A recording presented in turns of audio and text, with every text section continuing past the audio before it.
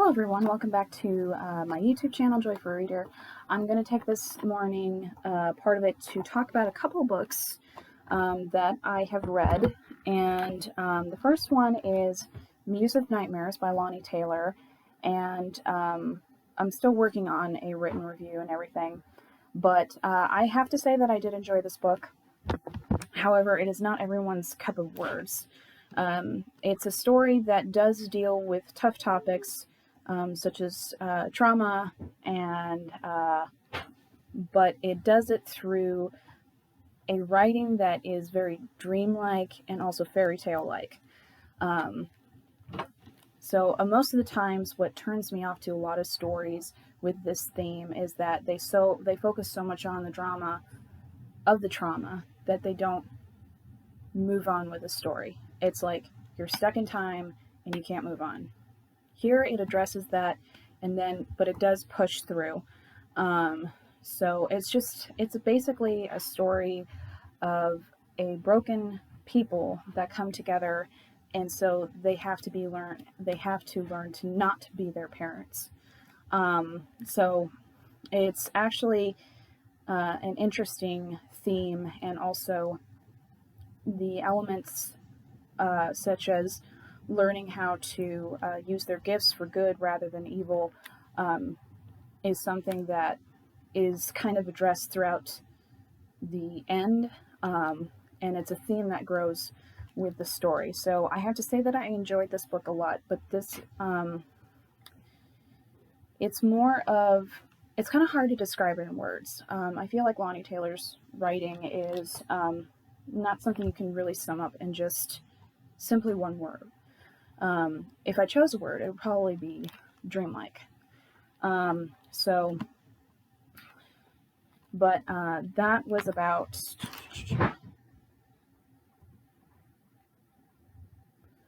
was about 514 pages, and I've read the first half by audio, and then the rest are just finished off, so I'm happy to say that I finished that. I'm reading a lot of books this year, which is great.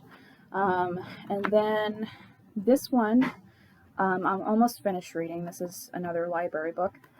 It's called The Book Charmer, and it talks about two women, Sarah and Grace. Sarah is the librarian, and she is one of 7 sisters called the Dove family that founded the town in which she lives. And she has this ability that she can hear books talk to her. And so usually when people come and go into the library, they go and look for the book that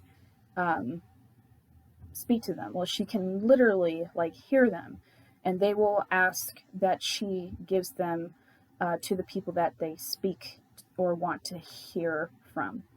So it's kind of an interesting, there's a little bit of charm and fairy tale in here, but it also has a very delicate subject when talking about also Alzheimer's, and that's where Grace comes in.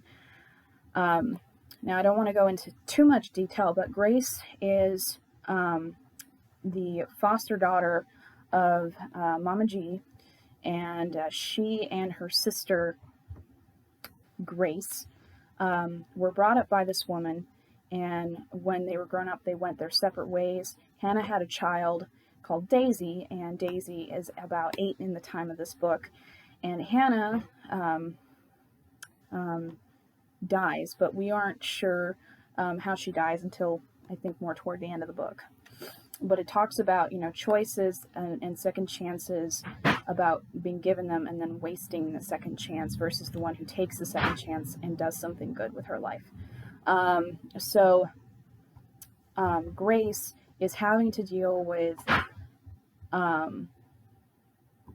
taking care of her niece while also attending to her foster mother, who has developed Alzheimer's, and so she gets the help of the town to aid in her and helping her with dealing with Daisy and all this. And so she doesn't want to stay there, but as the story continues, you get to know more of the cast of characters. And I thought it was a really good book that taught me a little bit more about Alzheimer's and just the love and care that is, in a small community. So, but this was by Karen Hawkins, and I think I'll be reviewing this book on Bookish First.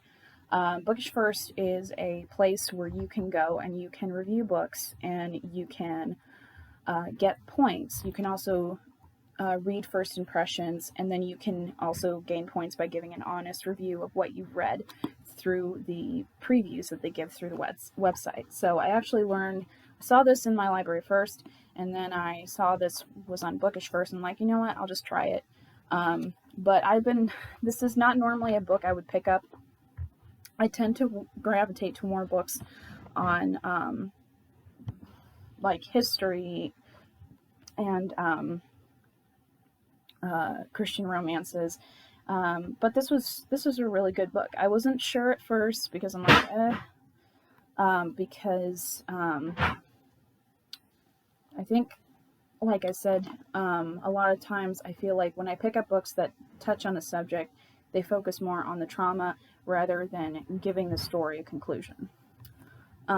So here it does deal with Alzheimer's, but they brought it to a conclusion that made me want to stay and finish the book.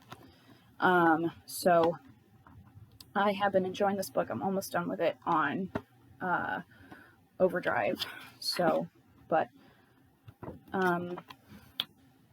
yeah. Anyway, that's the end of that. But I thought that was a good end to for the start of October. So anyway, have a great day.